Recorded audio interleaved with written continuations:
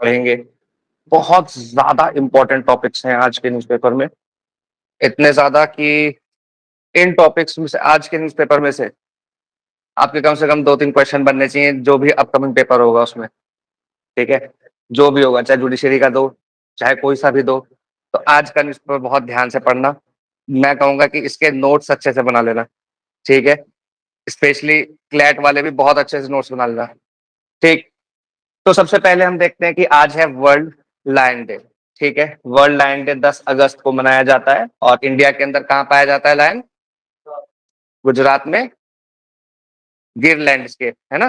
गिर लैंडस्केप, गिर national forest के बाहर भी लायंस पाए जाते हैं, तो उसको बोलेंगे पूरा गिर लैंडस्केप। और इसको इसका जो साइंटिफिक नेम है पैंथेरा लियो पर्सिका, ठीक है? पैंथेरा लियो पर्सिका, एक Asiatic lion. Natural wild population Gujarat में पाई जाती है। इसके अलावा कंजर्वेशन के नजरिए से देखें तो आईयूसीएन के वल्नरेबल लिस्ट में आता है, वाइल्ड लाइफ प्रोटेक्शन एक्ट के शेड्यूल 1 में आता है और साइट्स के अपेंडिक्स 1 में आता है, यानी कि इसका ट्रेड नहीं किया जा सकता, प्रोहिबिटेड है विदाउट। अच्छा, अपेंडिक्स 1 में अगर ट्रेड करना हो, अपेंडिक्स 1 के किसी जानवर का ट्रेड करना हो तो क्या चाहिए?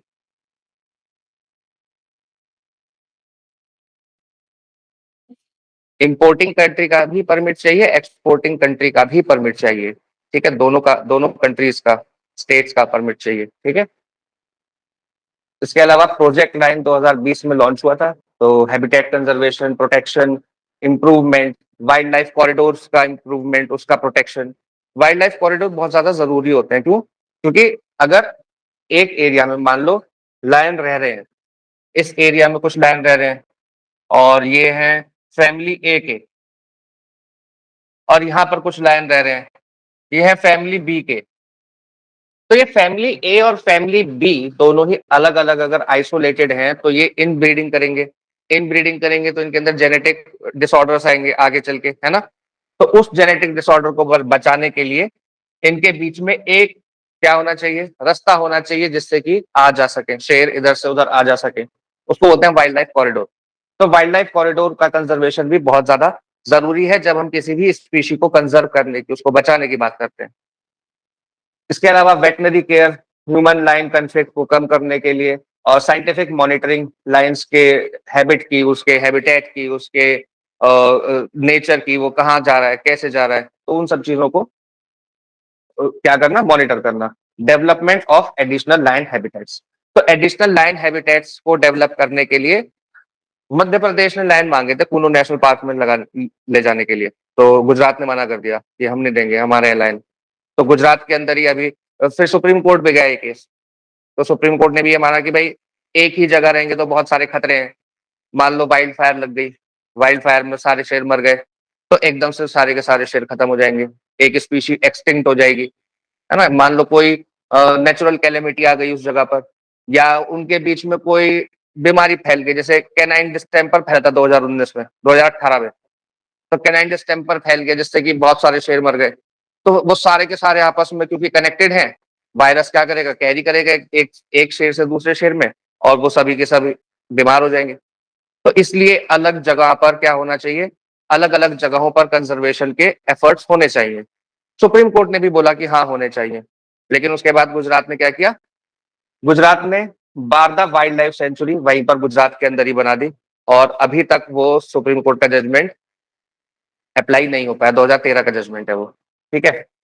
इसके अलावा मेजर कंसर्न्स आप लोगों को मैंने बताई दिए क्या कंसर्न्स हैं। इसके अलावा हमने इंटरनेशनल बिग कैट अलायंस 9 अप्रैल 2023 को लॉन्च किया था on the 50th anniversary of tiger, project tiger, ठीक है? प्रोजेक्ट टाइगर के जब 50 साल पूरे हुए तो हमने बिग कैट अलायंस, और इस बिग कैट अलायंस में 7 बिग कैट्स आती हैं, याद रखना कौन कौन सी, tiger, leopard, lion, snow leopard, cheetah और पूमा और जैगुआर, ठीक है? पूमा, जैगुआर और स्नो लेपर्ड नहीं, पूमा और जैगुआर, ये दो हमारे नहीं पाए जाते, इंडिया में नहीं पाए जाते।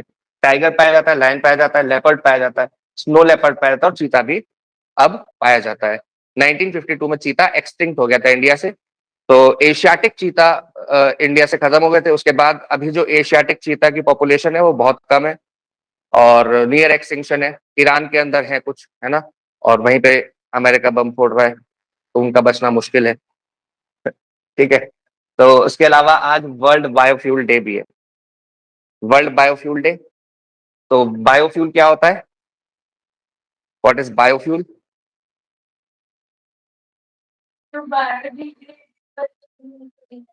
जो बायोडिग्रेडेबल चीजों से बना, जो फॉसिल फ्यूल से ना बना हो, जो हमारे खाने से बना हो, फूड से, या क्रॉप के रेजिड्यू से, या फिर हम माइक्रो ऑर्गेनिज्म से भी बना सकते हैं, एल्गी से भी बना सकते हैं, बहुत सारे तरीके हैं। ठीक है, तो कुकिंग ऑयल से बायोडीजल बनता है, जो कुकिंग ऑयल है ना, जब हम यूज कर लेते हैं, रेस्टोरेंट्स वगैरह यूज कर लेते हैं, तो उसके बाद उसका बायोडीजल बनाया जा सकता है। तो ये सब किसकी कैटेगरी में आते हैं? बायोफ्यूल की कैटेगरी में आते हैं। ठीक है, तो ये किस लिए है? ताकि हमारी जो डिपेंडेंस है जो उस पे फॉसिल फ्यूल पे, वो कम हो सके। अब ये याद रखना कि first generation, second generation, third generation और फोर्थ जनरेशन बायोफ्यूल होते हैं।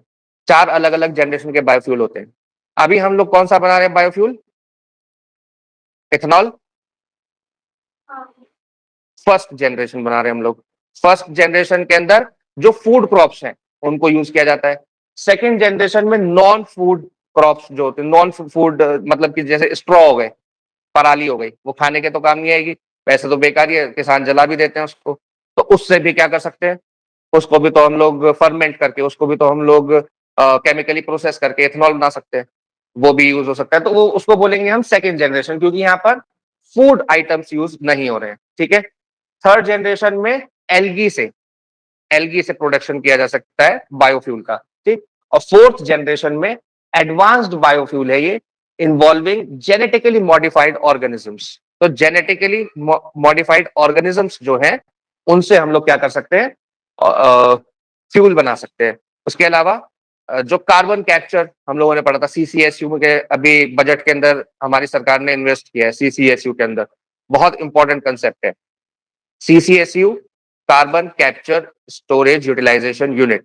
ठीक है, कार्बन को कैप्चर भी करेंगे, स्टोर भी करेंगे और उसका यूटिलाइजेशन भी करेंगे। तो उसका यूटिलाइजेशन फ्यूल बनाने में भी हो सकता है। अगर उसको उससे बनाएंगे तो उसको बोलेंगे फोर्थ जनरेशन बायोफ्यूल। ठीक है, इसके अलावा हमारा जो 2013-14 में था 1.5% इथेनॉल ब्लेंडिंग कर रहे थे हम लोग, और अभी हम लोग 20% इथेनॉल ब्लेंडिंग कर रहे हैं। ये हमारा टारगेट था 20% का 2030 में, लेकिन ईरान वॉर की वजह से हम लोगों को ये जल्दी करना पड़ा, और इसके लिए हमने क्या किया?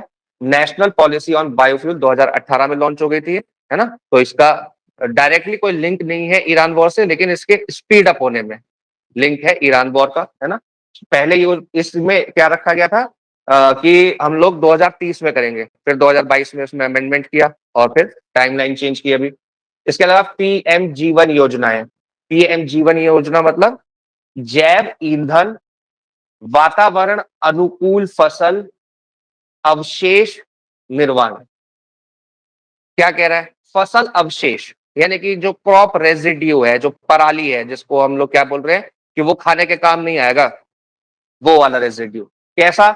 ईंधन वातावरण अनुकूल, वातावरण अनुकूल यानी कि इको फ्रेंडली, ईंधन यानी कि फ्यूल। तो कैसा है ये? जैव ईंधन, जैव ईंधन यानी कि बायोफ्यूल, वातावरण अनुकूल, इको फ्रेंडली, फसल अवशेष क्रॉप रेजिड्यू निर्माण। ठीक है, तो उसका निर्माण यानी कि उसका समाधान। ठीक है, सपोर्ट एडवांस बायोफ्यूल प्रोजेक्ट, तो एडवांस बायोफ्यूल प्रोजेक्ट के लिए। इसके अलावा सतत, सतत का फुल फॉर्म याद रखेंगे, sustainable alternative towards affordable transportation. तो ट्रांसपोर्टेशन के अंदर, गाड़ियों के अंदर और बाकी आपके ट्रक्स के अंदर, बाकी और जितना भी ट्रांसपोर्ट हो रहा है, रेलवे है, जैसे अभी हमने इंडिया में पहली हाइड्रोजन रेल शुरू हुई, है ना? हाइड्रोजन रेल शुरू हुई, याद है? अभी कुछ दिन पहले पढ़ी थी। तो वो याद रखना कहां से कहां तक के लिए है। ठीक है, कितने किलोमीटर की है, वो इंपॉर्टेंट क्वेश्चन है, रिवाइज कर लेना आज। ठीक, इसके अलावा रुको, रुको में क्या है? रीपर्पज यूज कुकिंग ऑयल, जो कुकिंग ऑयल है उसको रीयूज करके बायोडीजल बनाना। हाँ जी, फ्राइट ट्रेन, हाँ फ्राइट ट्रेन शुरू की है पहली हाइड्रोजन से, बिल्कुल, हरियाणा के अंदर। ठीक है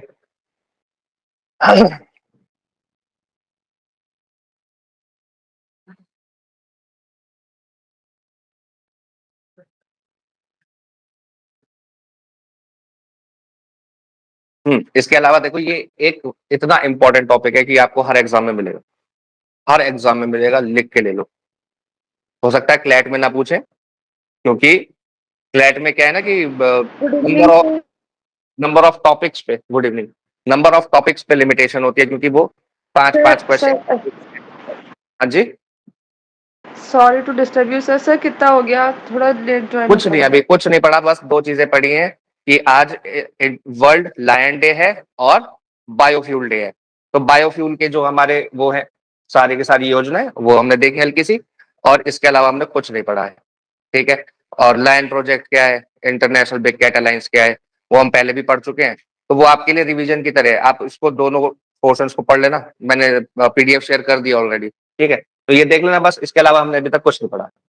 अब हम पढ़ने जा रहे हैं सबसे इंपॉर्टेंट टॉपिक, डिलिमिटेशन, जो इस बार एग्जाम्स में सबसे ज्यादा इंपॉर्टेंट रहने वाला है। मुझे लगता है कि क्लैट में इससे क्वेश्चन आएगा ही आएगा, आएगा ही आएगा। ठीक है। अब देखो इसके अंदर क्या चीजें हैं, सबसे पहले देखेंगे। अच्छा, सबसे पहले ये बताओ, डिलिमिटेशन से आप क्या समझते हो? जो नए बच्चे हैं वो बताएंगे। नए बच्चे मतलब श्रेया चौहान जी, विजेता चौधरी, और ईशानी, नहीं नहीं, गुनिका जी, आप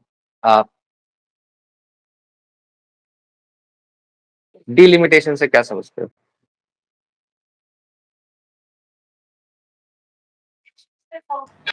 सर जब हम बाउंड्री फिक्स कर देते हैं किसी चीज की। इलेक्शन में?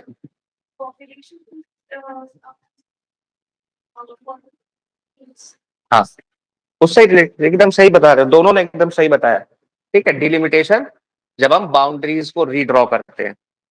और कैसे कर रहे हैं यहाँ पर? यहाँ पर हम कर रहे हैं इलेक्शन के पर्पज के लिए। अब इलेक्शन के पर्पज के लिए क्यों करनी है, क्यों करनी है, कारण जरूरत क्या है इसकी? इसकी जरूरत इसलिए है क्योंकि पॉपुलेशन जो है वो इवनली डिस्ट्रीब्यूटेड नहीं है, और इवनली ग्रो भी नहीं हो रही है। तो कहीं पे पॉपुलेशन कम है और कहीं पे पॉपुलेशन ज्यादा है, मतलब मैं बात कर रहा हूँ डेंसिटी की, है ना? तो ऐसा हो सकता है ना कि इंडिया के अंदर एक कॉन्स्ट एक ये दिल्ली जिला है, मतलब दिल्ली एक यूटी है, और उसके बराबर में मेरठ भी है, गाजियाबाद भी है। ऐसा हो सकता है ना कि कहीं पे पॉपुलेशन डेंसिटी कम हो, कहीं पे ज्यादा हो। दिल्ली में ज्यादा है, हमारे यहाँ कम है, मेरठ गाजियाबाद में कम है, दिल्ली में सबसे ज्यादा पॉपुलेशन डेंसिटी है। ठीक। अब दिल्ली में चूंकि पॉपुलेशन डेंसिटी ज्यादा है, तो 10 लाख लोग कम एरिया में रह रहे होंगे, अप्रोक्सीमेटली 10 लाख लोगों को अगर हम देखें तो यहाँ पे कम एरिया में रह रहे होंगे, और मेरठ के अंदर ज्यादा बड़े एरिया में रह रहे होंगे। तो मेरठ की कॉन्स्टिट्यूएंसी बड़ी होगी। अगर हम 10 लाख लोगों के रिप्रेजेंटेशन की बात करें कि वो कैसे रिप्रेजेंट करेंगे अपने आप को संसद के अंदर, लोकसभा के अंदर, तो 10 लाख लोग एक आदमी को चुन के भेजेंगे जो उनको रिप्रेजेंट करेगा। तो डिलिमिटेशन का क्या काम है? डिलिमिटेशन का काम है कि दो तरीके से काम आएगी अभी डिलिमिटेशन। एक तो इंटर स्टेट और एक इंट्रा स्टेट। इंटर स्टेट मतलब दो स्टेट्स के बीच में, यूपी और बिहार, कितनी यूपी की सीट होनी चाहिए, कितनी बिहार की सीट होनी चाहिए, कितनी केरला की होनी चाहिए, कितनी तमिलनाडु की होनी चाहिए, है ना? और इंट्रा स्टेट मतलब कितनी मेरठ में होनी चाहिए, कितनी गाजियाबाद में होनी चाहिए, कितनी मुजफ्फरनगर में होनी चाहिए। यानी कि हम स्टेट के अंदर कैसे डिस्ट्रीब्यूट करेंगे। तो सबसे पहले आता है inter state. Inter state distribution के ऊपर बहुत बड़ा झगड़ा है। क्या झगड़ा है? झगड़ा ये है कि जो साउथ के स्टेट्स हैं, जैसे केरला हो गया, तमिलनाडु हो गया, और साउथ के जितने भी स्टेट्स आप लोग देख रहे हैं, वो सारे के सारे स्टेट्स क्या कहते हैं कि भाई जब आजादी मिली तो हमने क्या किया, हमने एक सरकारी स्कीम को अच्छे से लागू किया और अपने यहाँ की पॉपुलेशन कंट्रोल कर ली। पॉपुलेशन कंट्रोल कर ली। फैमिली प्लानिंग चलती थी पहले, है ना? फैमिली प्लानिंग के लिए हमने उसको अप्लाई किया, रिप्रोडक्टिव रिप्रोडक्टिविटी को कम किया, और क्या किया, हमने अपने यहाँ की पॉपुलेशन कंट्रोल कर ली। तो हमारे यहाँ की सीट्स कम हो गई। लेकिन जो नॉर्दर्न स्टेट्स हैं वहां पर पॉपुलेशन कंट्रोल नहीं हुआ, वहां की सीट्स भी बढ़ गई, पॉपुलेशन बढ़ी तो सीट्स भी बढ़ गई, और जो हमारा रिप्रेजेंटेशन है वो कम हो गया अब संसद के अंदर, नॉर्दर्न स्टेट्स का ज्यादा हो गया। जबकि अगर आप देखो इनकम, पर कैपिटा इनकम देखो, जीडीपी में कंट्रीब्यूशन देखो, तो सदर्न स्टेट्स का ज्यादा है। यानी कि सदर्न स्टेट्स पैसा कमा रही हैं और नॉर्दर्न स्टेट्स क्या कर रहे हैं, राज कर रहे हैं। ठीक है, तो इससे क्या हो रहा है, इससे इनइक्वालिटी क्रिएट हो रही है। तो ये सदर्न स्टेट्स का आर्गुमेंट है। लेकिन हमारा भी एक आर्गुमेंट है नॉर्दर्न स्टेट्स का। हाँ, साउथ की इकोनॉमी ज्यादा अच्छी है हमसे, सदर्न स्टेट्स की, है ना, इकोनॉमिकली पावरफुल है, मतलब इकोनॉमिक उनका ज्यादा अच्छा है, ज्यादा पर कैपिटा इनकम है। अगर हम ह्यूमन डेवलपमेंट इंडेक्स में देखें तो उनका परफॉर्मेंस ज्यादा अच्छा है हमसे, है ना। तो उन सब आंकड़ों पे वो हमसे अच्छे हैं, लेकिन पॉपुलेशन नंबर पे आए तो हमारा ज्यादा है पॉपुलेशन, तो नंबर ऑफ सीट्स हमारी ज्यादा हो गई। अब उन्होंने क्या बोला, उन्होंने बोला कि इसमें फ्रीज लगा दो।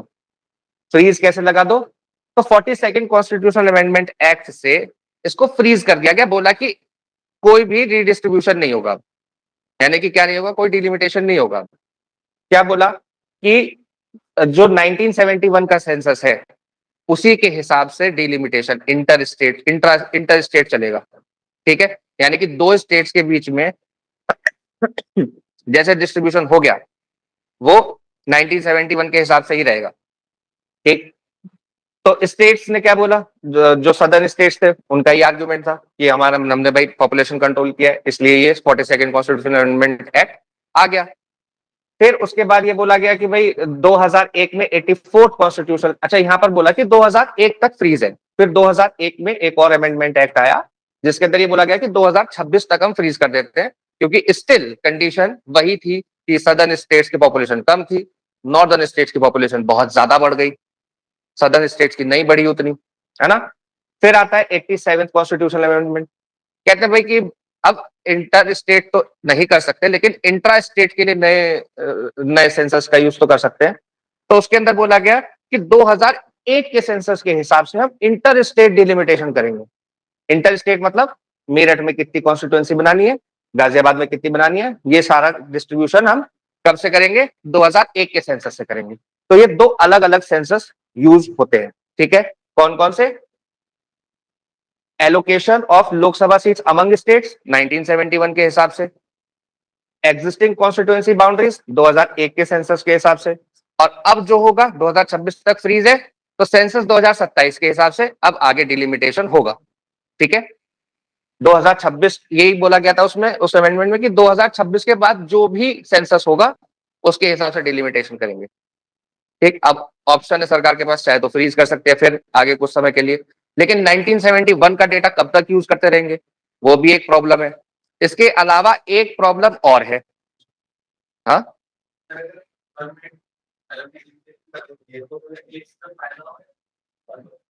किसको, सवाल है किसको फायदा होगा नुकसान होगा, रूलिंग पार्टी को फायदा होगा। हाँ, 150%। अभी आएंगे उस पर भी, रूलिंग पार्टी को कैसे फायदा होता है उस पर भी आएंगे। ठीक है, तो अभी बेसिक पढ़ लो, बेसिक क्या है इसका। ठीक, इसके बाद उसको देखेंगे।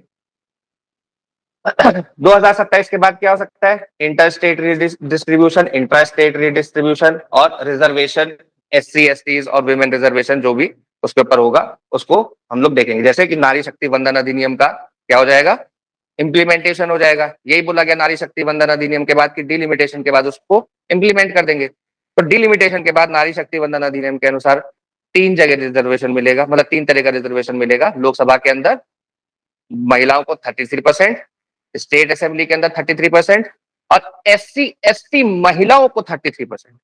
मतलब जो SC ST कम्युनिटी है उसके अंदर जो सीट्स एलोकेट हो रही है, रिजर्व है, उसमें 33% महिलाओं के लिए स्पेशली रिजर्व रहेंगी। ठीक है, ये सारी बात हो गई।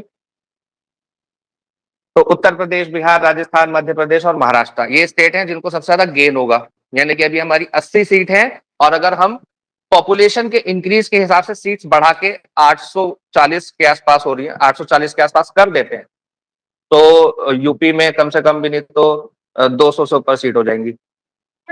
ठीक है, हाँ, क्योंकि पॉपुलेशन बहुत ज्यादा बढ़ा ली ना हमने यूपी वालों ने, इसलिए।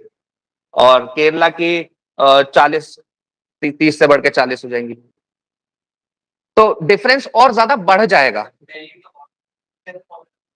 दिल्ली की, हाँ दिल्ली की भी बढ़ेंगी, दिल्ली की भी बढ़ेंगी, 7 सीट है दिल्ली में, ठीक है।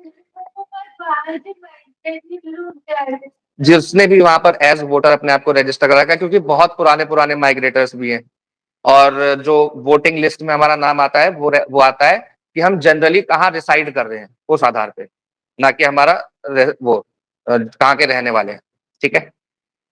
तो तमिलनाडु, केरला, कर्नाटक, आंध्र प्रदेश, उड़ीसा, पंजाब को नुकसान होगा, है ना। तो नॉर्दर्न स्टेट में ऐसा नहीं है कि सबको फायदा होगा, पंजाब को नुकसान भी होगा, क्योंकि उसकी सीट बढ़ेंगी तो, लेकिन उस प्रोपोर्शन में नहीं बढ़ेंगी जिस प्रोपोर्शन में यूपी, बिहार, झारखंड इधर की सीट्स बढ़ेंगी। क्योंकि अगर आप देखो तो जो फर्टिलिटी रेट है सबसे ज्यादा कहाँ का है, बिहार का। बिहार का फर्टिलिटी रेट है 3.2%, परसेंट में नहीं होता, 3.2 है फर्टिलिटी रेट बिहार का, ठीक है। और नेशनल एवरेज कितना है, 1.9, 1.9 नेशनल एवरेज है ना। और सबसे कम दिल्ली का है 1 पॉइंट, हाँ जितना भी है वो याद रखना जरूरी भी नहीं है, अगर याद है तो बहुत अच्छी बात है, वेरी गुड। 1.28 बता रहे हैं, तो 1.28 पे हम रिलाई कर लेते हैं, इन्होंने ठीक बताया होगा, ठीक है। तो 1.28 यानी कि वहां का बहुत कम है। एक महिला 1.28 बच्चे पैदा कर रही है, यानी कि दो लोगों के, एक पति पत्नी के 1.28 बच्चे पैदा हो रहे हैं, यानी कि पॉपुलेशन इवेंचुअली घटनी शुरू होगी। लेकिन क्योंकि हमारी पॉपुलेशन बहुत ज्यादा है, तो इसका इफेक्ट आते आते 2045, 2055, और एस्टिमेट तो है 2060 के बाद हमारी डिक्लाइन होनी शुरू होगी, और 2045-55 के आसपास हम लोग पीक पे होंगे, मैक्सिमम पॉपुलेशन होगी हमारी 2045-50 में। तो जो 2045-50 में, अभी तो नहीं, उस समय पर जो लोग रोजगार ढूंढेंगे उनके लिए मुश्किल है ठीक है। तो काउंटर आर्गुमेंट, काउंटर आर्गुमेंट क्या है भाई, क्या कह रहे हैं इसके अंदर, इसके अंदर सिंपल कह रहे हैं कि भाई देखो, हमारा क्या है, हमारी पॉपुलेशन बढ़ गई तो हमारी गलती थोड़ी ना है, हमारी पॉपुलेशन बढ़ गई। अब क्या है, आप कह रहे हो कि 10 लाख के ऊपर एक एमपी होना चाहिए, है ना। सदर्न स्टेट्स में क्या हुआ, मान लो केरला की बात करें, तो वहां पॉपुलेशन कम बढ़ी, वहां 10 लाख लोगों को एक व्यक्ति रिप्रेजेंट कर रहा है। लेकिन सीट्स तो हमारी 1971 के 1971 के सेंसस के हिसाब से फ्रीज हो गई, और पॉपुलेशन यूपी की बहुत ज्यादा बढ़ गई तब से अब तक। तो लगभग 20 लाख, 25 लाख लोगों के ऊपर एक एमपी है। तो हमारी वॉइस भी तो नहीं रखी जा रही ठीक से, हमारी कलेक्टिव वॉइस भी तो ठीक से नहीं रखी जा रही वहां पर, हमारा रिप्रेजेंटेशन भी तो नहीं हो रहा ना ठीक से। तो ये आर्गुमेंट है नॉर्दर्न स्टेट्स का कि भाई एक एमपी को किसकी, कितने लोगों की आवाज रखनी चाहिए, 10 लोगों की वॉइस रखनी चाहिए, 10 लाख लोगों की रखनी चाहिए। अब वो 20-25 लाख लोगों के ऊपर है। तो यहाँ पर एक हमारे रिप्रेजेंटेशन में, हमारे हमारे को, क्योंकि हमारी पॉपुलेशन ज्यादा है इसलिए हमारा रिप्रेजेंटेशन प्रॉपर नहीं है, ठीक है। तो ये इसलिए हम कह रहे हैं कि क्या होना चाहिए, डिलिमिटेशन होना चाहिए। साउथ वाले कह रहे हैं कि डिलिमिटेशन नहीं होना चाहिए। तो 1 पर्सन 1 वोट 1 वैल्यू, यानी कि हमारी वोट की 1 वैल्यू नहीं रह गई अब। अगर हम डिवाइड करें 10 लाख, एक उनके वोट की क्या वैल्यू है, 1/1 लाख, और हमारे वोट की क्या वैल्यू है, 1/25 लाख, है ना। तो 1 वैल्यू नहीं रह गई अब। और protection of federal balance among states, federal balance बनाना है, तो इन दोनों के बीच की लड़ाई है। अब इसमें बैलेंस ढूंढना सरकार का काम है कि कैसे इन दोनों के बीच में बैलेंस बनाएगी, ठीक। पॉसिबल सॉल्यूशंस बताए इसके अंदर कि जितने हैं उतने ही रखो, 543 ही रखो। तो कुछ स्टेट सफर करेंगे, जैसे northern states, UP, Bihar, Jharkhand, जहां पे पॉपुलेशन बढ़ गई, कह रहे कि एक्सपेंड कर दो, 843 कर दो। पॉलिटिकली एक्सेप्टेड भी ज्यादा है ये वाला नैरेटिव इस टाइम, क्योंकि 1971 का हम लोग सेंसस यूज कर रहे हैं, तो कब तक यूज करेंगे, है ना। तो सदर्न स्टेट्स को कुछ प्रॉब्लम हो सकती है इसमें। बैलेंस फॉर्मूला है कि जैसे हमारा फाइनेंस कमीशन डिस्ट्रीब्यूशन करता है पैसे का, तो उसके अंदर सिर्फ पॉपुलेशन नहीं देखता वो, कि उसमें वो देखता है कि जीडीपी में कंट्रीब्यूशन कितना है, टैक्स कितना दे रहे हैं, और बाकी चीजें की जंगल कितना है, शहर कितना है, कितनी पॉपुलेशन है, कैसी पॉपुलेशन है, एजुकेशन का क्या स्तर है। तो उस हिसाब से रिप्रेजेंटेशन कुछ फॉर्मूला बना के इस तरीके से कर सकते हैं। तो ये एक बैलेंस्ड तरीका होगा, ठीक है। इसके अंदर यही बोला है आर्टिकल के अंदर। अब देखो, आप जो कह रहे थे कि भाई कैसे फायदा हो गया, कैसे फायदा हो सकता है रूलिंग पार्टी को, देखो यहाँ पे इन्होंने बहुत बढ़िया एक चार्ट दिया है उसको समझाते हुए, बोला कि ये एक कॉन्स्टिट्यूएंसी है, ये एक कॉन्स्टिट्यूएंसी है, ठीक है। और इस कॉन्स्टिट्यूएंसी में जो ये वाला पार्ट आपको दिख रहा है डार्क ग्रे वाला, ये क्या है? ये पार्टी ए की सीट्स है। पार्टी ए ने कितनी सीट्स जीती? 2 सीट जीती। और ये 3-3 सीटें किसने जीती? ये 3 हो गई ना, 3 सीटें किसने जीती? पार्टी बी ने जीती। तो हमने कॉन्स्टिट्यूएंसीज को कैसे बांटा? ऐसे ऐसे बांटा, सीधे सीधे बांटा, है ना। तो सारे से सारे वोट क्या? पार्टी ए के वोट एक कॉन्स्टिट्यूएंसी में आ गए और पार्टी बी के वोट एक कॉन्स्टिट्यूएंसी में आ गए। सबको 100% वोट मिला, सब जीत गए। एक तो ये तरीका हो गया डिलिमिटेशन का। एक ये तरीका हो गया हम ऐसे ऐसे बांट दें इनको। इसमें पार्टी ए को एक भी सीट नहीं मिली। यहाँ पे इस वाली सीट पे भी हार गए ना। देखो 1 2 3 4 5 6 वोट, 1 2 3 4 वोट, वोट उतने ही पड़े हैं। लेकिन यहां पर कितनी सीट जीत रही थी पार्टी ए? 2 सीट जीत रही थी। यहां पर एक भी सीट नहीं जीत रही है। अब इस तरीके से करके देख लो, ऐसे ऐसे का ऐसे ऐसे बांट दो। तो इस वाले में 1 2 3 4 5 6 डार्क ग्रे यानी कि पार्टी ए 6 और ये 4, एक सीट जीत गई ग्रे, डार्क ग्रे। तो यहां पर अगर हम देखें तो यहां पर डार्क ग्रे जीत गई, यहां पर देखें तो डार्क ग्रे जीत गई, यहां पर लाइट ग्रे जीत गई, यहां पर लाइट ग्रे जीत गई और यहां पर डार्क ग्रे जीत गई। अब देखो क्या हुआ, पार्टी बी जो है उसको 2 ही सीट मिली और पार्टी ए को 3 सीट मिल गई, जबकि वोटिंग बिल्कुल भी चेंज नहीं हुई। वोट दोनों को यहां पर भी उतने ही पड़े थे और वहां पर भी उतने ही पड़े और यहां पर भी उतने ही पड़े थे। यहां पर पार्टी ए 0 हो गई थी सेम वोट पाके, और यहां पर पार्टी ए 2 सीट लेके आई थी सेम वोट पाके, और यहां पर पार्टी ए 3 सीट लेके आई है सेम वोट पाके। कैसे हुआ ये? रीडिस्ट्रीब्यूशन ऑफ बाउंड्रीज से। मान लो ये एक एरिया है, ये एक कॉन्स्टिट्यूएंसी है, उसमें ये एक एरिया है जहां पर पार्टी ए के वोटर्स रहते हैं,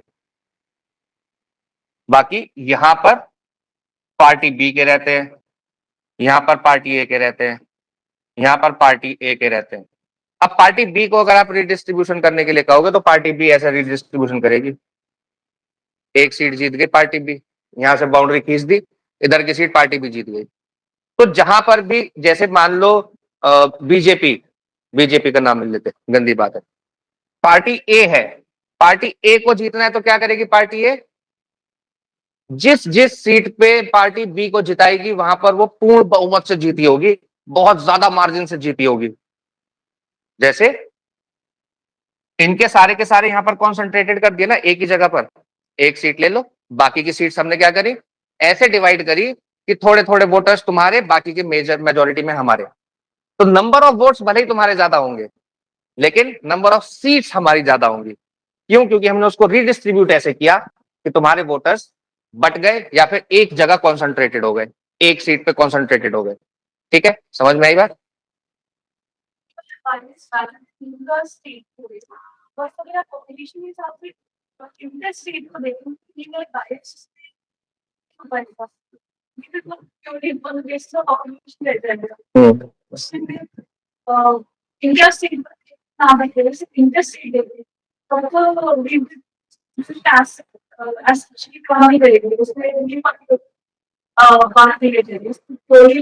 नहीं, रूलिंग पार्टी की बात रह जाएगी ना, डिलिमिटेशन कमीशन कौन बनाएगा?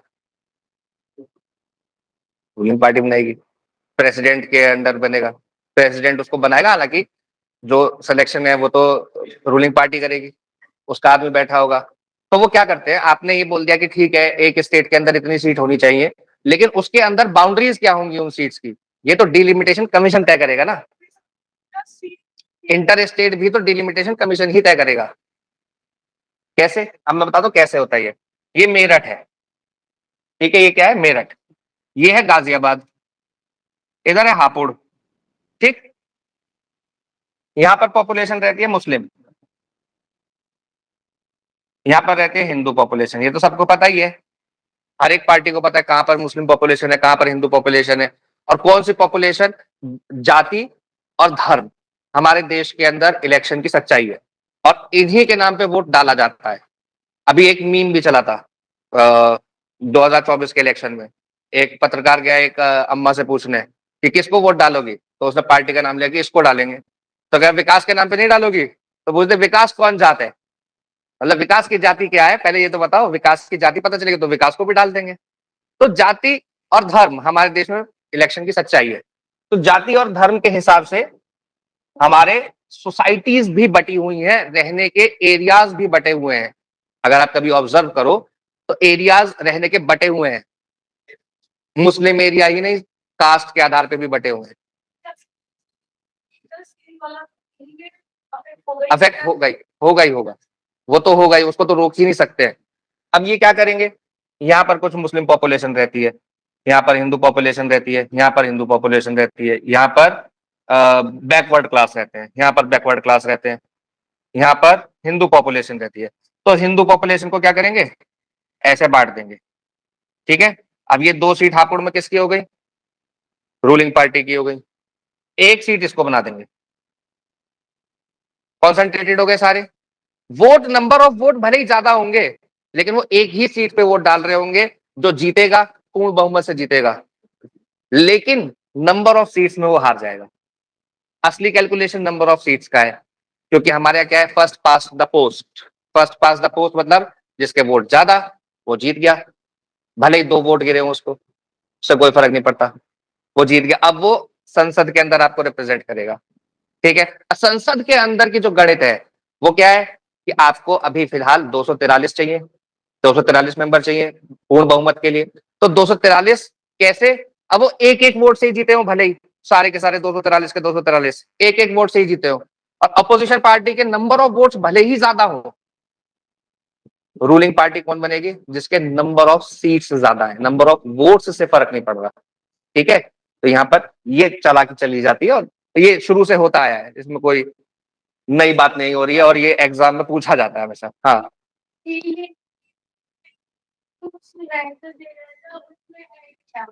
डिलिमिटेशन एक्ट है।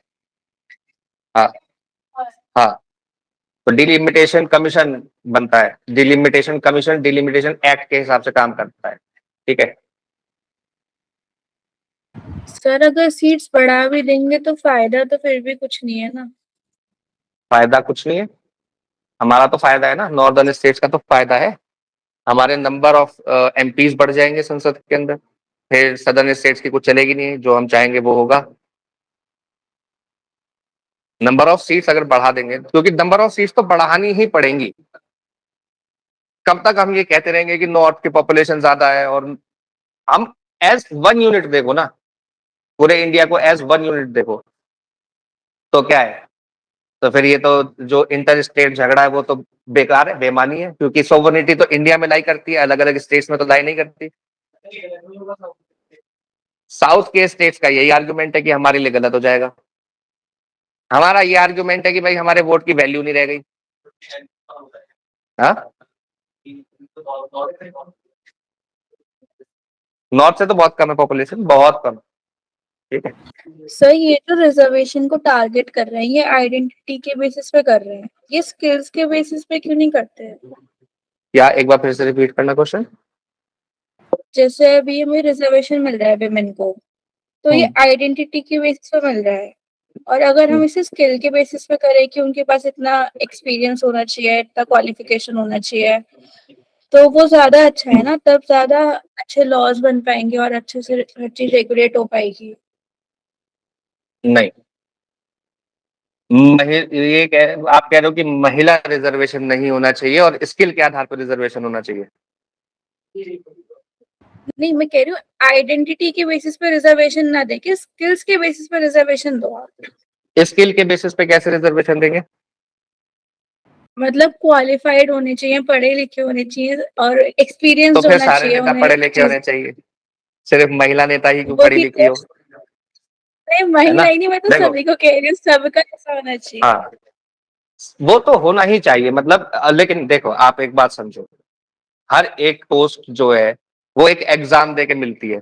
आप जज बनना चाहते हो, कैसे मिलेगी, एक एग्जाम दे के मिलेगी। आपका एग्जामिनेशन क्या है कि आप जो हाई कोर्ट जो पेपर सेट करेगा उसको आपको क्वालिफाई करना है ना। अच्छे नंबर लाने, जितनी सीट्स है उतनी रैंक, उससे कम रैंक लानी। अगर 20 सीट है तो 20 से कम रैंक लानी है तो आपका सिलेक्शन हो जाएगा। और यहाँ पर एग्जामिनेशन क्या है, एक नेता को कितने वोट पड़ रहे हैं, वो अपनी जनता को कितना पसंद है, फेवरेट है ना, तो फेवरेट जो है वो जीतेगा। डेमोक्रेसी का ये क्रिटिसिज्म भी है। डेमोक्रेसी का क्रिटिसिज्म क्या है कि भाई पॉपुलर जो है वो बनता है, वो लीड करता है, ना कि जो योग्य है। ठीक है, तो ये डेमोक्रेसी का क्रिटिसिज्म होते होने के साथ साथ ये सच्चाई भी है। तो अभी तो क्वालिफिकेशन उनकी यही है कि उनको जितने वोट पड़ेंगे वो उनकी क्वालिफिकेशन है नेताओं की। ठीक है। क्या अतीक अहमद क्या था, गैंगस्टर था। हाँ सपोर्ट देता था ना, मतलब वो गैंगस्टर आप कह रहे हो उसको, वहां के लोग तो उसको बहुत पसंद करते हैं। मैं तो वहां पे रहा हूँ ना, उधर ईस्ट यूपी में रहा हूँ मैं 2 साल, तो वहां के लोग तो उसको भगवान मानते हैं। कहते हैं कि ये अमीरों को लूट के गरीबों को, रॉबिन हुड बोलते हैं उसको, अतीक अहमद को, राजा भैया को। राजा भैया वहां के लोगों को बहुत लूट के खा चुका है और अभी भी लूटता है, तब भी वो जीतता है, उसके कहने पे वोट डालते हैं। तो लोगों की जो गुलामी मानसिकता है और जातिवाद से जो ऊपर नहीं उठ पाते हैं, उसका असर है ये कि राजा भैया कितना भी मार ले वो ठाकुर के नाम पे वोट देंगे। हाँ, डर भी है। वही मैं कह रहा हूँ, जो गुलामी की मानसिकता बन चुकी है, मानसिकता ही गुलामी की बन चुकी है। ऐसी ऐसी कहानी है, मैं मतलब अभी सुना नहीं सकता आपको, ऐसी ऐसी कहानी है वहां पे राजा भैया की कि आप विश्वास नहीं होगा, आप कहोगे कि इससे अच्छा मैं मर जाऊं। जो राजा भैया ने उस व्यक्ति के साथ किया और वो जिंदा है, इससे अच्छा मैं मर जाऊं। तो ऐसी ऐसी कहानियां हैं, उसको छोड़ देते हैं। अब आते हैं थोड़ा इंटरनेशनल। इंटरनेशनल लेवल पे क्या हुआ है, एक मक्का पैक्ट हुआ है। मक्का पैक्ट किस किस के बीच में हुआ है, सऊदी, पाकिस्तान और यूएसए। सऊदी, पाकिस्तान और यूएसए ने आपस में ये पैक्ट किया है। ओ सॉरी, टर्की, सऊदी और पाकिस्तान। यूएस गलती से बोल दिया। अच्छा, वो ध्यान में ये रहा ना कि टर्की तो नाटो स्टेट है, तो वहां से भी पूरा सपोर्ट है। तो सऊदी, टर्की और पाकिस्तान का मक्का जॉइंट डिफेंस एग्रीमेंट हुआ है, MJDA, Mecca joint defence agreement. इसके अंदर इन्होंने बोला है कि attack on one is attack on three of us all.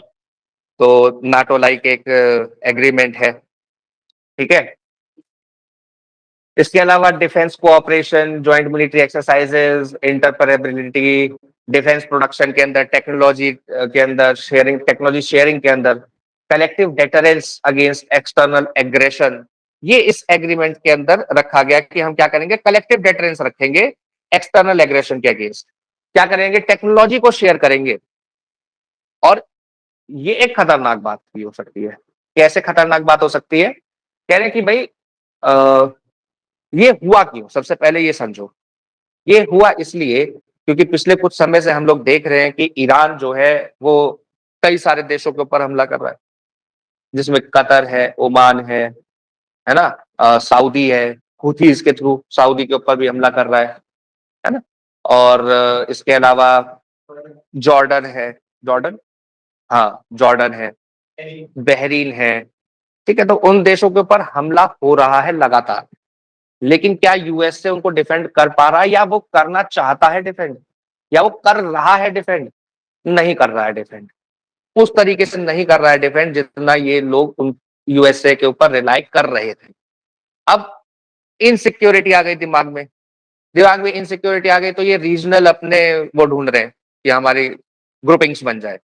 तो सऊदी अरेबिया और पाकिस्तान के बीच में पहले एक पैक्ट हुआ है ना, सिमिलर डिफेंस एग्रीमेंट हुआ। फिर अब क्या हुआ, सऊदी और पाकिस्तान ने टर्की को भी इसमें जोड़ लिया, तो टर्की भी आ गया है। अब टर्की क्यों इंपॉर्टेंट है हमारे लिए,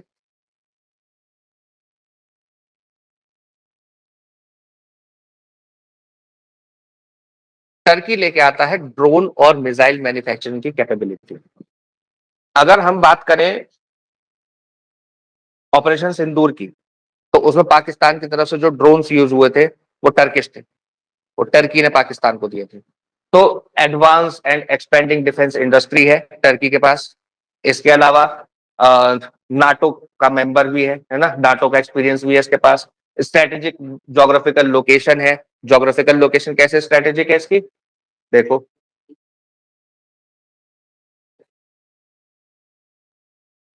Turkish water straight, Turkish water straight पूरा का पूरा कंट्रोल करता है। स्ट्रेट ऑफ बॉस्फोरस, बॉस्फोरस और ड्रेंडनल्स सी ऑफ मरमरा के दोनों साइड है। सी ऑफ मरमरा के नॉर्थ में है बॉस्फोरस, साउथ में है ड्रेंडनल्स। ठीक है, तो ये है टर्की, ये रहा टर्की।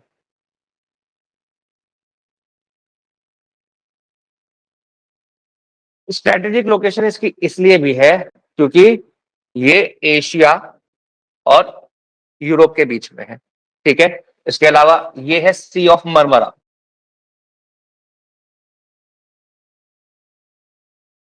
ये है अंकारा, जहां पर भी नाटो समिट हुई, नाटो समिट हुई थी ना अंकारा में, ये रहा अंकारा। ठीक है, और ये जो सी ऑफ मरमरा है ये ब्लैक सी को मेडिटेरेनियन सी से कनेक्ट करता है। ब्लैक सी को इंटरनेशनल ट्रेड रूट्स से कनेक्ट कौन करेगा, सी ऑफ मरमरा करेगा, वरना वो इंटरनेशनल ट्रेड रूट से अलग है, वो इनलैंड हो जाएगा। कहां जाएगा शिप वहां से निकल के, अगर मैं ब्लैक सी में अपना शिप ले आऊं तो कहां जाएगा शिप, कहीं नहीं जा सकता जब तक कि वो बॉस्फोरस स्ट्रेट और ड्रेंडनल्स स्ट्रेट को पार ना कर ले, है ना। इसके अलावा रशिया की यहां पर ब्लैक फ्लीट है, रशिया की एक पूरी नेवी की टुकड़ी है ब्लैक फ्लीट, जो ब्लैक सी में ही रहती है। ठीक, तो इसके अलावा रशिया, यूक्रेन और रशिया, जब हम इनका ये वाला पार्ट देखते हैं ना, ये वाला पार्ट, ये वाला पार्ट ग्रासलैंड है, प्रेरीज ग्रासलैंड जिसको बोलते हैं। तो प्रेरीज ग्रासलैंड में वीट सबसे ज्यादा होगा, तो दुनिया के लिए वीट सप्लाई कौन करता है, यूक्रेन और रशिया। यूक्रेन को वीट बॉल कहा जाता है, तो वीट सबसे ज्यादा सप्लाई कौन करता है, यूक्रेन। यूक्रेन की पूरी सप्लाई यहीं से है, क्योंकि अगर ब्लैक सी नहीं है तो यूक्रेन के पास कोई पोर्ट नहीं है, यूक्रेन कहीं भी समुद्र से इंटरनेशनल ट्रेड रूट से जुड़ा हुआ नहीं है। इसके अलावा बहुत बड़ा ट्रेड हम भी यहां से करते हैं, इंडिया भी यहां से बहुत बड़ा ट्रेड करता है रशिया और यूक्रेन दोनों से। रशिया से हम लोग बहुत सामान लेते हैं यहाँ से, ठीक है, लगभग 10-20% जितना रशिया से ऑयल आता है उसका 10-20% यहीं से आ रहा होता है। ठीक, बाकी उधर से आता है, चेन्नई व्लादिवोस्तोक। ठीक, तो ये वाला जो रूट है ये भी इंपॉर्टेंट है। अब टर्की, पाकिस्तान और सऊदी, इन तीनों का पैक्ट हो गया। किसके अगेंस्ट है ये पैक्ट,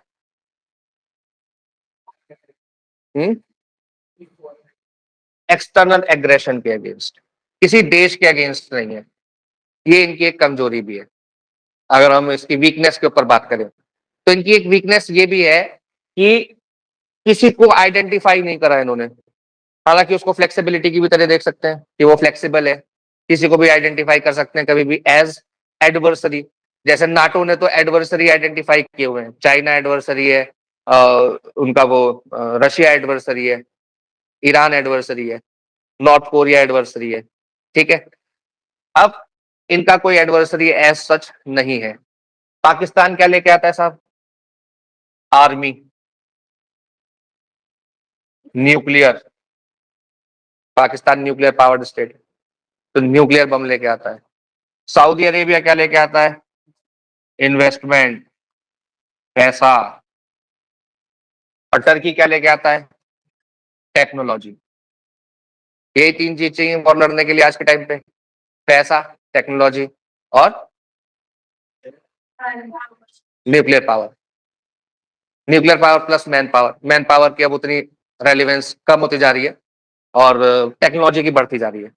ठीक है, अभी तो है। तो ये तीनों पैक्ट कर रहे हैं, स्पेशली किसके अगेंस्ट, ईरान जो अटैक कर रहा है उसके अगेंस्ट, है ना। कब हुआ ये, 7 तारीख को। 8 तारीख को हूथीज ने सऊदी के ऊपर अटैक कर दिया। हूथी रिबेल्स, यमन में रहते हैं हूथी रिबेल्स। नॉर्दर्न यमन और वेस्टर्न यमन पे पूरा कब्जा है हूथी रिबेल्स का। इसको सपोर्ट करता है ईरान। ये आतंकवादी संगठन है, ये एक आतंकवादी संगठन है। क्यों? क्योंकि इंटरनेशनल रिकॉग्नाइज्ड नहीं है। यमन की सरकार को सपोर्ट करता है सऊदी अरेबिया, इंटरनेशनली रिकॉग्नाइज्ड है। ठीक है, तो इन दोनों के बीच का झगड़ा है। हूथी सऊदी के ऊपर अटैक करते रहते हैं। ये भी धमकी देते हैं कि हम इस रास्ते को बंद कर देंगे, बाब अल मानदेब को बंद कर दें। ठीक है, इसके अलावा अगर हम देखें तो हाँ, इसके अलावा अगर हम देखें तो टर्की और सऊदी का पैक्ट हो रहा है। टर्की और सऊदी कट्टर दुश्मन है, आज से नहीं, ओटोमन एम्पायर के टाइम से। ओटोमन एम्पायर के टाइम पे जब अरब रिबेल हुआ, अरब रिबेल में जो ये बिन सलमान है, इनके जो पुश्तैनी पड़ बाबा रहे होंगे बिन सलमान के, तो उनकी गर्दन काट दी गई थी इस्तांबुल में ले जाके, टर्किश लोगों ने काटी थी। तो वो खूनी बदला, मतलब वो वाली बात है कि हमारे हिस्टोरिकल डिफरेंसेस हैं इन दोनों के बीच में। और ओटोमन एम्पायर के बाद भी इनके बीच में बहुत सारे डिफरेंसेस रहे। अरब रिबेल वो नहीं चाहते थे कि मक्का मदीना पर इनका कब्जा हो, है ना।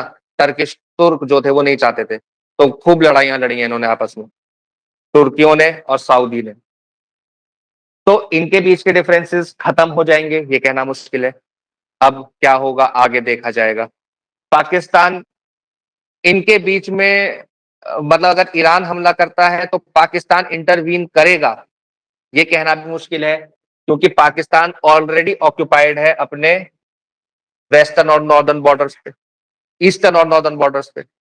ईस्टर्न बॉर्डर पे इंडिया के साथ, नॉर्दर्न बॉर्डर पे अफगानिस्तान के साथ। इसके अलावा ये जो रीजन है ये है बलोचिस्तान। अभी तक तो नहीं हुआ, ये बलोचिस्तान है, अलग नहीं है, पाकिस्तान का हिस्सा है बलोचिस्तान। पाकिस्तान का रीजन है बलोचिस्तान, सबसे बड़ा रीजन है पाकिस्तान का। वो वो वो बलोचिस्तान लिबरेशन ऑर्गेनाइज BLA है, बलोचिस्तान लिबरेशन आर्मी, उन लोगों ने किया था डिक्लेयर। तो उनके डिक्लेयर करने से अभी तक, जब तक इंटरनेशनल सैंक्शन नहीं मिलेगा, जब तक बाकी देशों का सैंक्शन नहीं मिलेगा, तब तक वो ऐसे नहीं माना जाता देश। ठीक है, हालांकि हाँ करता तो है। ठीक है, तो अब ये बलोचिस्तान क्योंकि वैसे ही डिस्टर्ब्ड एरिया है, और बलोचिस्तान का जो बॉर्डर है वो लगभग 900 किलोमीटर है ईरान से। अगर ईरान के अगेंस्ट इनका साथ देता है तो ईरान सीधे सीधे बॉर्डर पे यहाँ पे क्या कर सकता है, इनके लिए प्रॉब्लम क्रिएट कर सकता है। तो उसके अगेंस्ट वो भी डेटरेंस है। ठीक है, तो हर बार ये लोग साथ दे पाएंगे एक दूसरे का ऐसा जरूरी नहीं है, क्योंकि तीनों के परिस्थितियां अलग हैं, तीनों के दुश्मन अलग अलग है ना। अलग अलग कैसे है? एक मुस्लिम ब्रदरहुड है, मुस्लिम ब्रदरहुड का लीडर कौन है? टर्की। और सऊदी अरेबिया मुस्लिम ब्रदरहुड को आतंकवादी संगठन घोषित कर चुका है। क्यों कर चुका है? क्योंकि मुस्लिम ब्रदरहुड अगर आया तो उनकी तानाशाही चली जाएगी। मुस्लिम ब्रदरहुड आएगा तो फिर वो क्लेरिक्स के हिसाब से, और जैसे उनका वो कॉम्प्लेक्स इलेक्शन सिस्टम है, उस सिस्टम से उनको अपना लीडर चुनना पड़ेगा। ठीक है, तो मुस्लिम ब्रदरहुड को सऊदी अरेबिया इसलिए आतंकवादी संगठन मानता है क्योंकि बिन सलमान की गद्दी चली जाएगी अगर उसको लागू किया, और टर्की उसका लीडर है। तो यहाँ पर ये एक डिफरेंस है इनके बीच में। तो डिफरेंसेस बहुत ज्यादा है। अब ये कैसे काम करेगा, हालांकि इंडिया के लिए खतरे की बात तो है ही। हमें सऊदी के साथ भी अच्छे रिश्ते बना के रखने हैं, हमें टर्की के साथ भी ठीक रिश्ते बना के रखने हैं। हालांकि वो पाकिस्तान का हर बार सपोर्ट करता है, लेकिन तब भी हम हमारे रिश्ते ठीक हैं उससे, सऊदी से अच्छे रिश्ते हैं हमारे। और आप लोगों के लिए एक होमवर्क है, जो जो जुडिशरी की तैयारी कर रहे हैं, है ना अभी ईशानी? हाँ, एक क्वेश्चन लिख लो।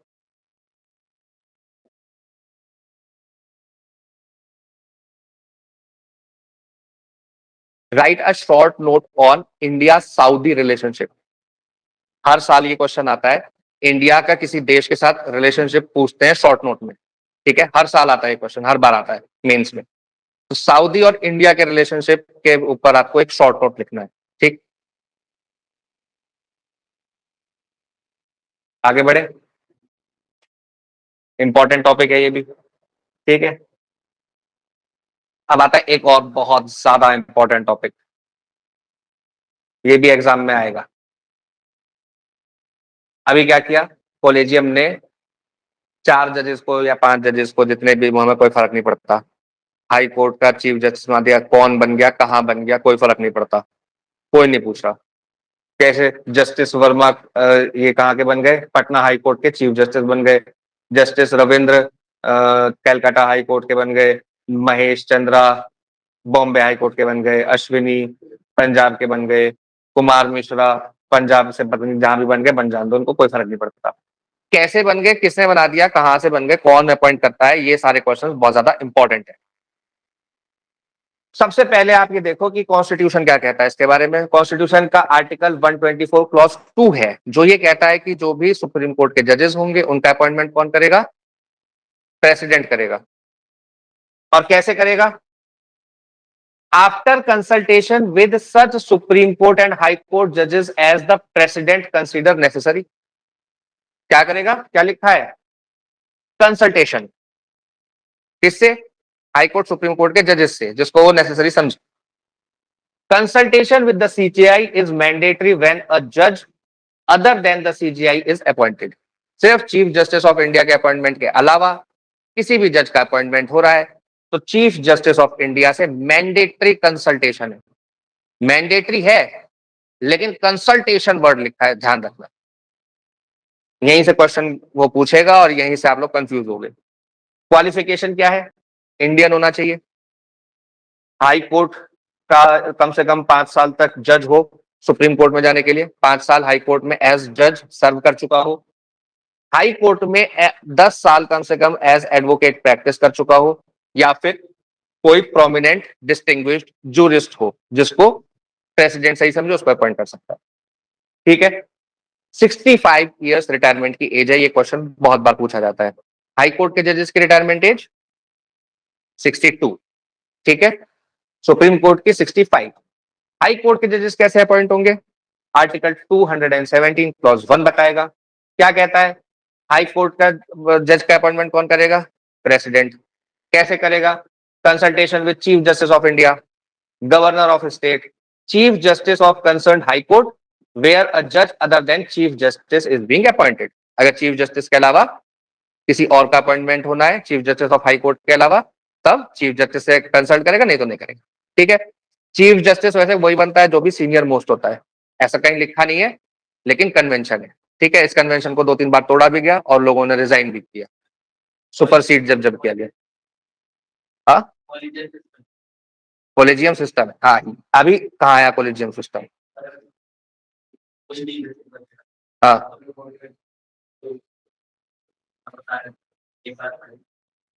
कोलेजियम सिस्टम अभी आएगा, अभी तो आपने आर्टिकल पढ़ा है। अब कोलेजियम सिस्टम कैसे बन गया उस पर सवाल है कि अभी जो सिस्टम एग्जिस्टिंग है, जैसे आप कोलेजियम कह रहे हो, वो आया ही कहां से। इसमें तो कहीं नहीं लिखा कोलेजियम, इसमें तो कहीं नहीं लिखा कि chief justice plus 4 senior most जजेस किससे कंसल्ट करेगा, ऐसा कहीं नहीं लिखा। ऐसा आया कहां से, तो क्वालिफिकेशन देख लो हाई कोर्ट के जजेस की, कम से कम 10 साल उसने क्या किया हो, जुडिशियल ऑफिसर रहा हो किसी भी कोर्ट में, किसी भी इंडिया की किसी भी कोर्ट में, है ना, और एडवोकेट रहा हो कम से कम 10 साल किसी हाई कोर्ट का, तो उसको एलिवेट किया जा सकता है सीधे हाई कोर्ट के अंदर, ठीक है। ये क्वालिफिकेशन हो गई, 62 ईयर्स उसकी क्या हो गई, एज हो गई। यहां पर याद रखना, हाई कोर्ट में डिस्टिंक्ट जूरिस्ट जो है उनको अपॉइंट नहीं किया जा सकता, केवल सुप्रीम कोर्ट के अंदर किया जा सकता है। आज तक कोई भी डिस्टिंक्ट जूरिस्ट अपॉइंट नहीं हुआ है, ठीक है। हाँ जी, लास्ट वाली लाइन में मैंने बस इतना बोला कि जो डिस्टिंक्ट जूरिस्ट वाला पोर्शन है क्वालिफिकेशन के अंदर, डिस्टिंक्ट यहाँ पे लिखा है ना 124 क्लॉज 3 में कि भाई जो प्रेसिडेंट के ओपिनियन में डिस्टिंक्ट जूरिस्ट है, डिस्टिंग्विश्ड जूरिस्ट है, उसको भी सुप्रीम कोर्ट का जज बनाया जा सकता है। लेकिन हाई कोर्ट का जज नहीं बनाया जा सकता, क्योंकि वहां पे कहीं लिखा नहीं है कॉन्स्टिट्यूशन के अंदर। 217(2) देखो, तो उसके अंदर कहीं नहीं लिखा।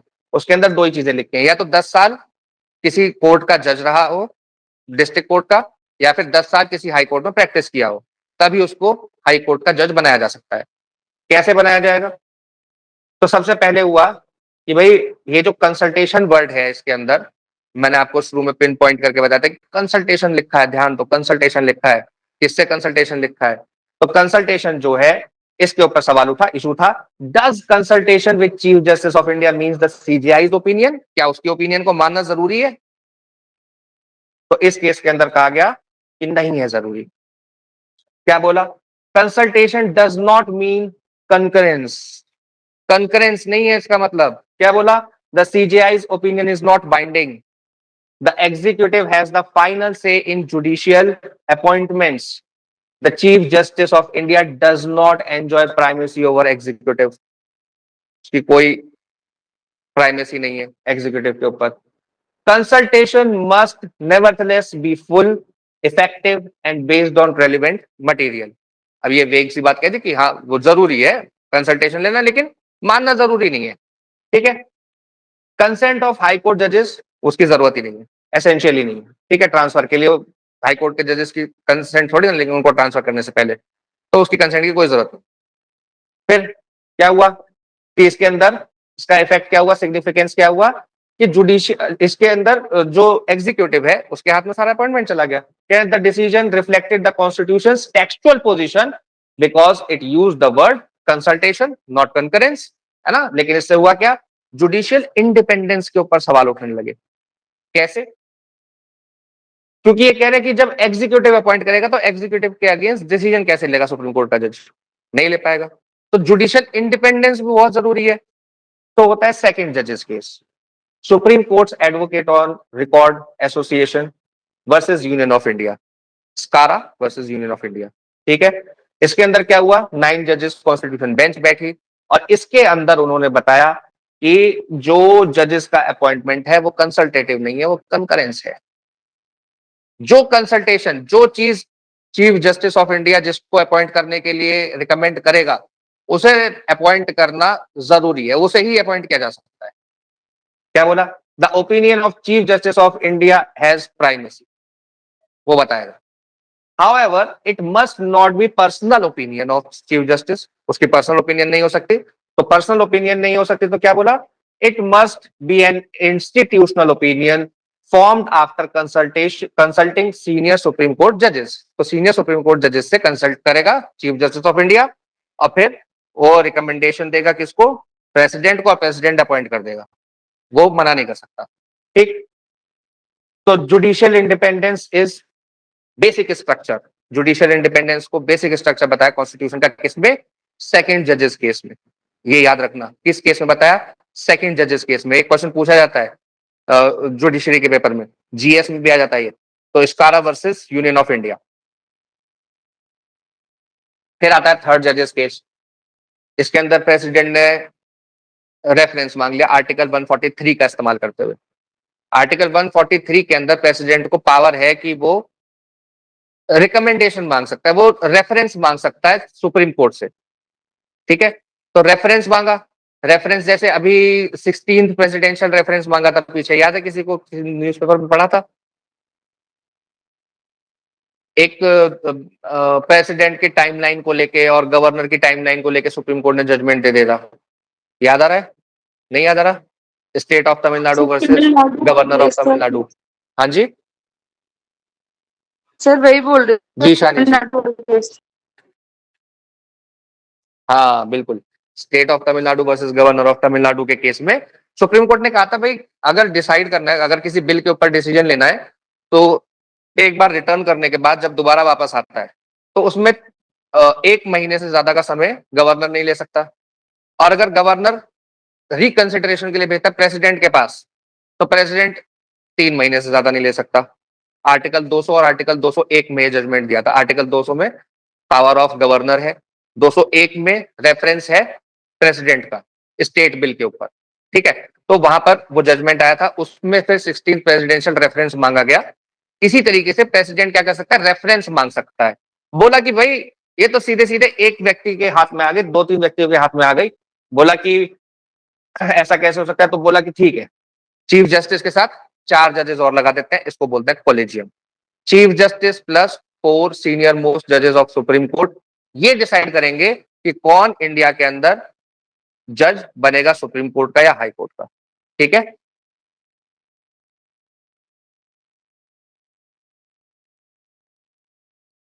इसके अंदर क्या बोला गया, देखो इसके अंदर इसका इफेक्ट क्या हुआ, the CGI must make the recommendation collectively, collective decision लेना है पांचों लोगों को, यानी कि 5 सीनियर मोस्ट जजेस ले रहे हैं।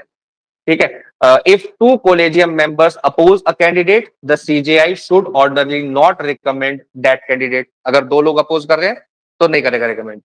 The personal opinion of CJI is not sufficient. ठीक है, तो इसके बाद बोला कि for appointment of high court जजेस at the Supreme Court level, जो कोलेजियम है CJI plus 2 senior members, senior most member, ये हाई कोर्ट का कोलेजियम हो गया। याद रखना अलग अलग है दोनों के कोलेजियम।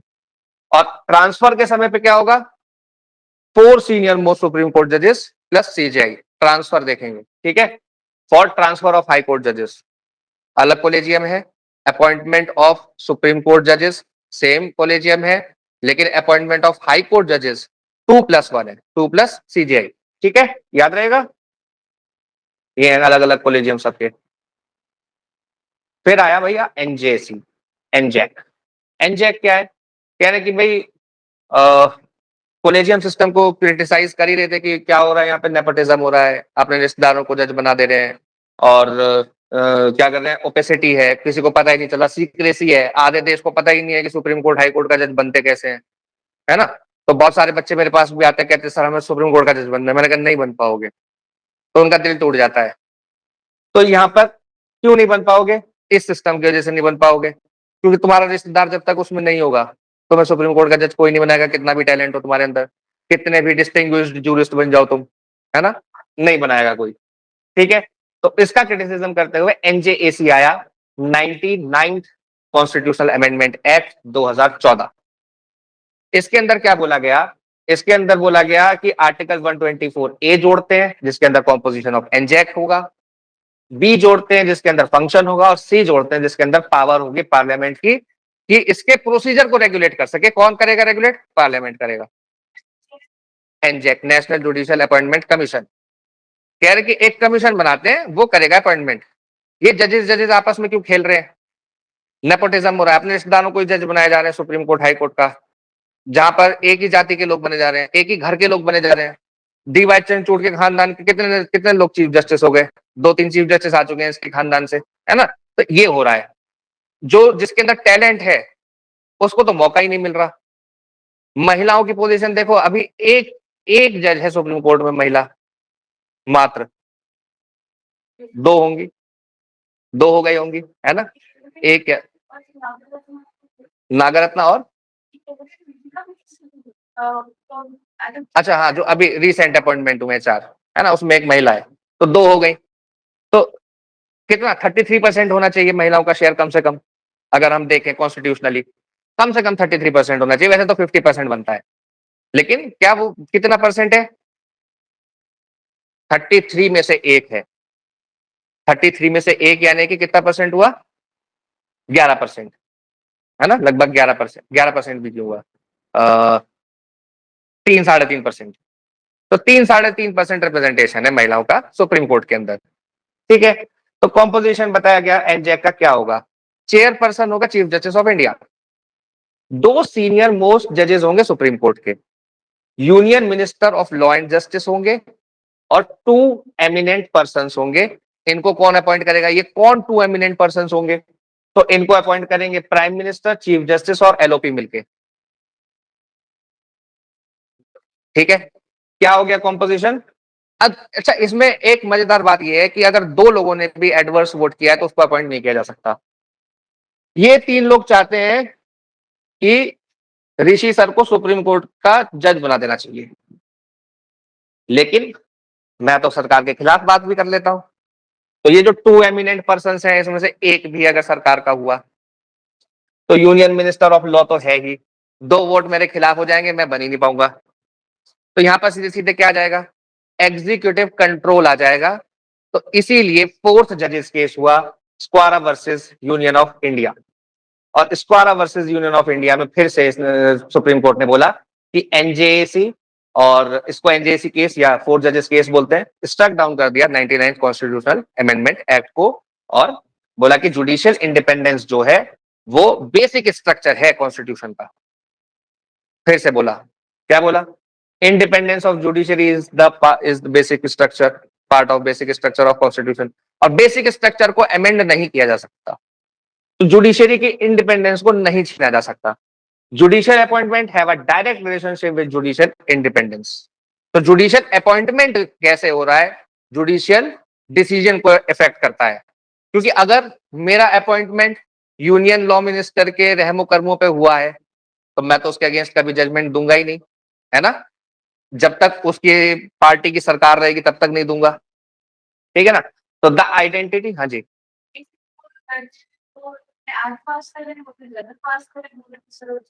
हाँ, तो दोनों पावर की लड़ाई है कि किसके पास पावर होगी। सब हमेशा रिपीट होता रहता है सब कुछ, और ये इस बार भी बहुत इंपॉर्टेंट है, क्योंकि इस बार अभी सुप्रीम कोर्ट ने बहुत सारे अपॉइंटमेंट किए हैं, ठीक है? तो एग्जाम में क्वेश्चन पूछा जा सकता है, कोलेजियम क्या है, एनजेसी क्या है, कॉन्स्टिट्यूशन में कहाँ पर दे रखा है, आप लोगों से पूछा जा सकता है ना? और उन लोगों से पूछा जा सकता है, क्लैट वालों से, कि जुडिशियल इंडिपेंडेंस क्या है, उसका अपॉइंटमेंट से क्या रिलेशन है। तो इस तरीके के घुमा के क्वेश्चन आपसे पूछे जा सकते हैं, ठीक है?